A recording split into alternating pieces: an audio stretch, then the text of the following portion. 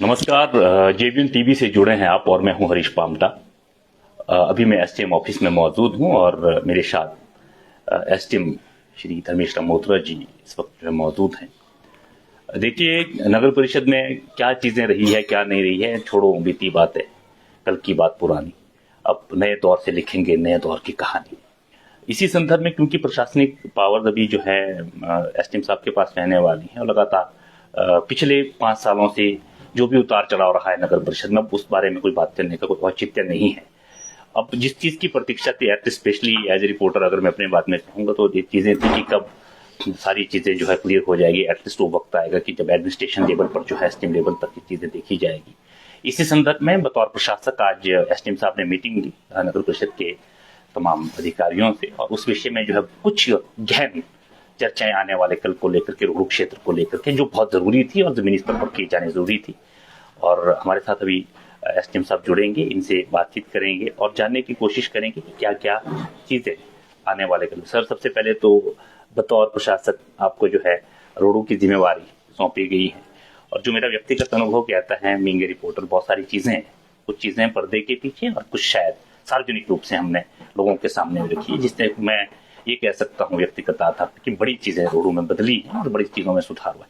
अब क्योंकि नगर परिषद उसको लेके, चलो पिछली बातें जो भी रही हो उस चीज को ज्यादा हम बातचीत नहीं करेंगे, आप बेहतर जानते हैं क्योंकि सारे रोहड़ू पर आपकी नजर है।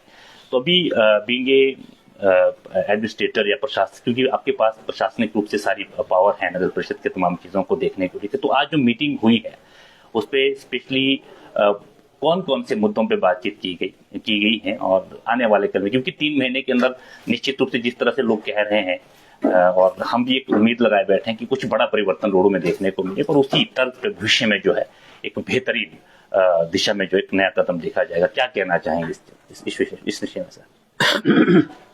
नमस्कार हरीश जी।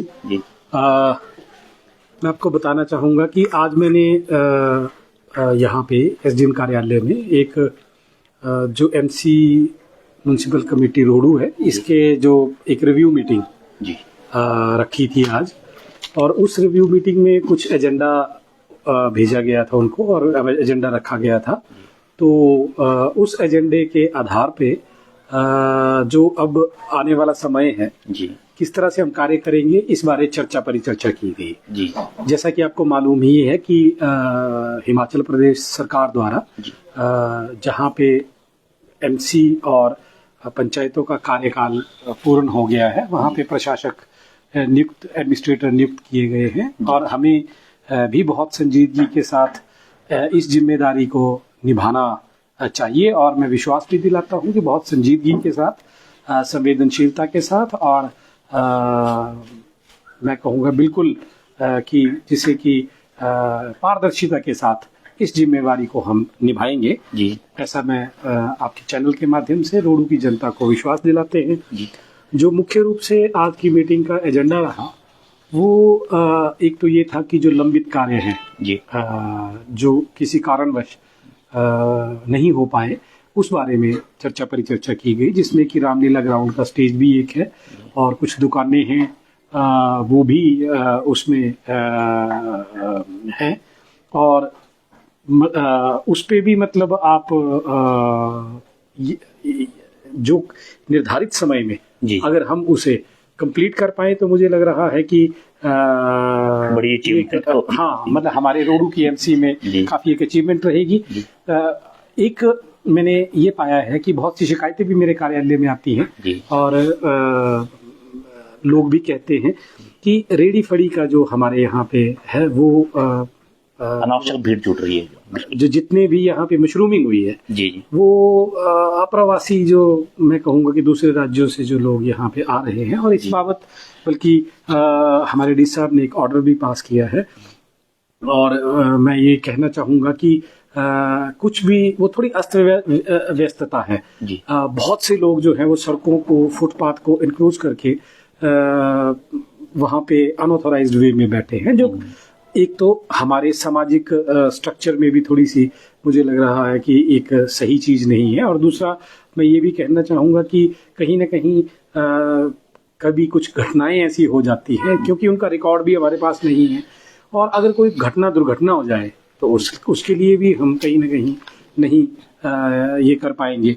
तो रेडी फड़ी पे भी हमने सबसे पहले ये कहा है कि लोगों को हम वार्न करेंगे थ्रू पीए सिस्टम, जो लोग अनऑथोराइज्ड वे में बैठे हैं, क्योंकि उन्हें पूरा मौका दिया जाएगा कि वो अपने सामान सहित यहाँ से उड़ जाएं। फिर भी अगर वो अपनी एडेमेंसी पे रहते हैं और इन आदेशों का पालन नहीं करते हैं तो उन्हें फिर वहां से हटाया जाएगा।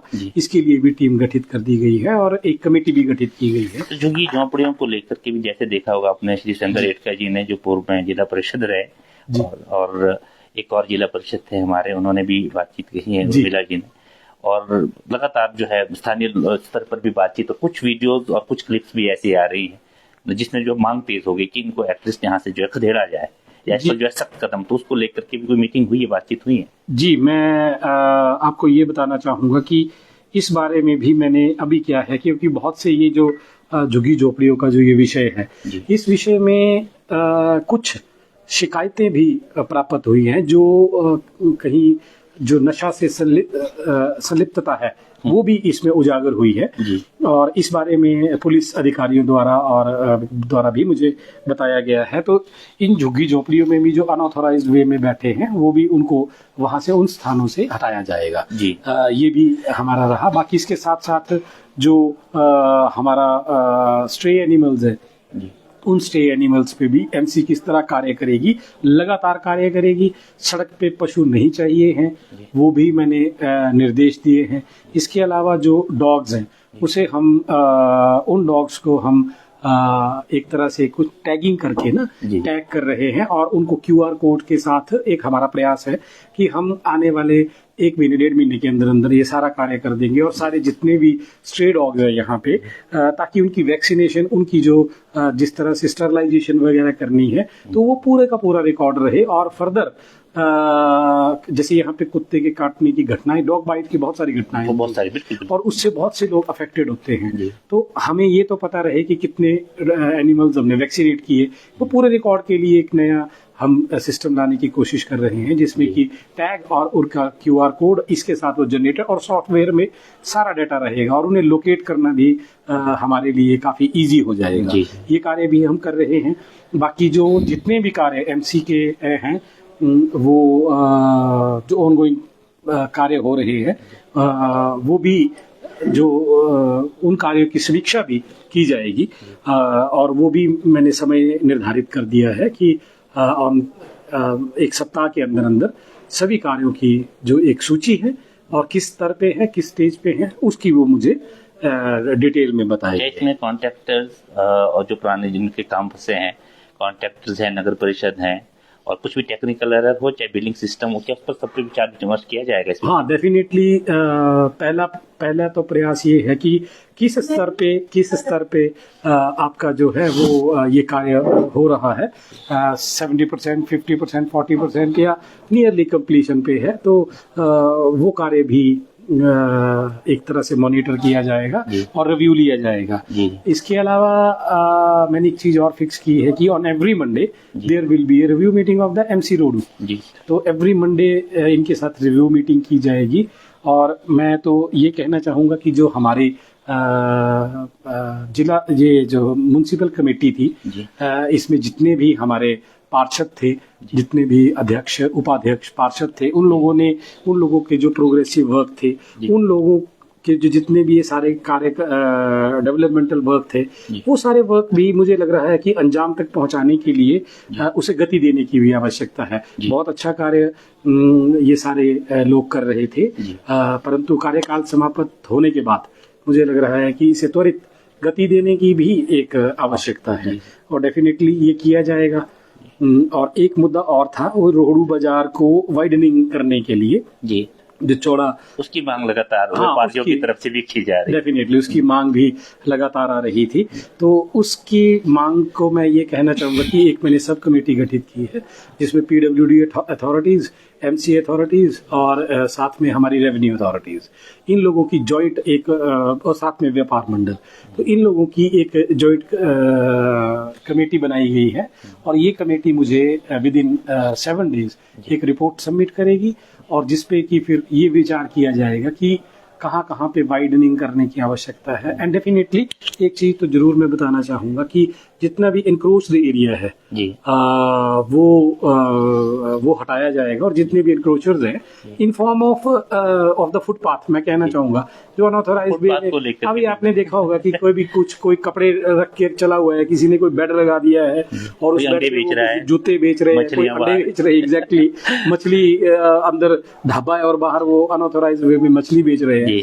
मैंने पहले एमसी से ये कहा है कि वो सबसे पहले उन्हें वार्न करें, और वार्निंग के बाद भी अगर वो नहीं मानते हैं तब उसके बाद जो है हमारा एक्शन आएगा, डेफिनेटली ये एक्शन आएगा। फुटपाथ को लेकर एक और चीज भी हालांकि मांग हो रही है, इस पे भले ही दोहरा रवैया हो सकता है, लेकिन एक बड़ा एरर इसमें ये माना जा रहा है कि जब फुटपाथ को थोड़ा कम कर दे तो वहाँ गाड़ियां पार्क हो जाएगा, स्थिति वैसी हो जाए। क्या इसको लेके कैमरा इंस्टॉल करके टाइमिंग मैनेजमेंट ऐसे कुछ चीजें हैं? ये इसमें जो मेरा प्लानिंग थी जो डिस्कस हुई है वो मैं थोड़ा सा आपको उसके बारे में बताना चाहूंगा कि व्यापार मंडल के साथ मेरी एक बैठक हुई थी जिसमें ये माना गया था व्यापार मंडल द्वारा कि अगर ये वाइडनिंग होती है तो कहीं हमें अंदेशा कि ये भी था कि कहीं ऐसा ना हो कि गाड़ियां लगातार वहां पे पार्क हो, देन जो ये एक्सरसाइज है ये फ्यूटाइल एक्सरसाइज हो जाएगी जी। और हमारा जो ये पर्पज है ये फोरफिट हो जाएगा। पुलिस को लेके भी अविश्वास है लोग। हाँ नहीं, वो डेफिनेटली वो लगातार पुलिस की भी इतनी नफरी नहीं है कि वो लगातार ये कार्य करते रहे। जी। तो मेरी इनके साथ ये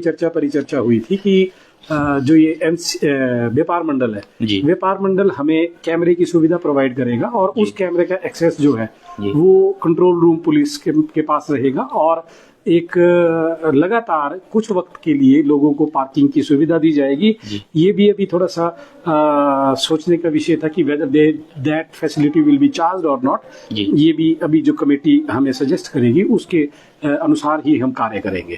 और खैर ये थोड़ा सा एक बार कमेटी की एक रिपोर्ट आने देते हैं, उसके बाद ये रहेगा। कुछ एक ऐसे स्ट्रक्चर्स हैं which are not in use, like the defunct toilets which are not functioning properly, वो मैंने तुरंत प्रभाव मिडिल बाजार में भी है, निचले बाजार एक ये निचले बाजार में है, एक आपकी ये जो LIC की जो बिल्डिंग है, ऑफिस है, उसके सामने है। तो मैंने तुरंत प्रभाव से कहा है कि इसे हटाया जाए। और एक मैंने ये भी कहा है कि जिन लोगों ने सरकारी संपत्ति में एक तरह से अपनी पार्किंग के लिए कोई गार्डर लगाए हैं तो उनसे कहा जाए कि वो स्वयं से इसे हटा ले।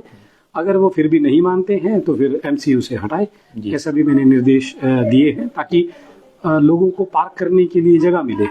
आपके माध्यम से बल्कि मेरी रोडू की प्रबुद्ध जनता से ये आग्रह भी रहेगा कि अगर सरकारी संपत्ति में अगर आपने ऐसे कोई गार्डर या चेन लगाई है तो कृपया आप अपने आप से इसे निकाल ले। अगर ये आपकी अपनी जगह में है तो कृपया मेरे कार्यालय में MC के लोगों को बताएं, तो फिर उसका समाधान उस तरह से किया जाएगा।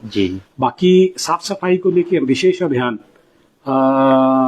नेक्स्ट वीक चलाने वाले हैं जिसमें स्वयं सहायता समूह जो NRLM के ग्रुप्स हैं उसको इन्वॉल्व किया जाएगा। और डेफिनेटली जो बाजार का एरिया है उसमें साफ सफाई की एक नितांत आवश्यकता है। लोगों में एक सेंस टुवर्ड दिस हाइजीन ये लाने की बहुत आवश्यकता है। और कई बार आपने देखा होगा कि बहुत सी ऐसी शॉप्स हैं या दुकानें हैं या ढाबे हैं या इवन घर हैं जो नदी के मुहाने की तरफ या तो उनकी बैक साइड है या फ्रंट है, तो उन लोगों ने नदी की तरफ बहुत सा कचरा जो है वो फेंका हुआ है।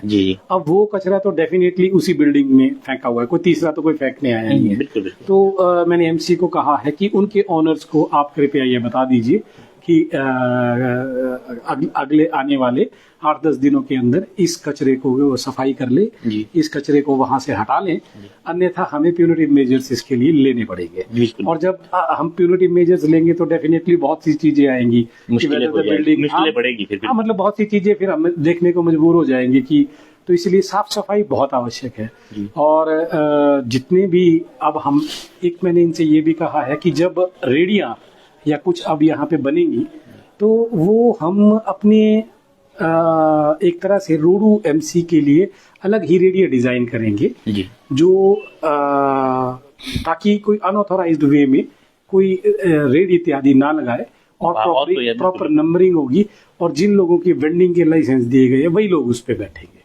बिल्कुल, तो बिल्कुल। इस तरह का कुछ हमारा रिव्यू आज एमसी को लेके रहा है। जी और मुझे पूरा विश्वास है कि एमसी की टीम पूरी मोटिवेटेड है। जी। और साफ सफाई, बिजली के जब मैं कहूँगा कि कुछ जो एक कई जगह नहीं है रोशनी की व्यवस्था, कई जगह साफ सफाई की व्यवस्था में कमी है, कई जगह कूड़े सुरक्षा की दृष्टि के से निदान कैमरे में में प्रॉब्लम। थोड़ी सी कमी है कि एक फ्रिंज भी होती है।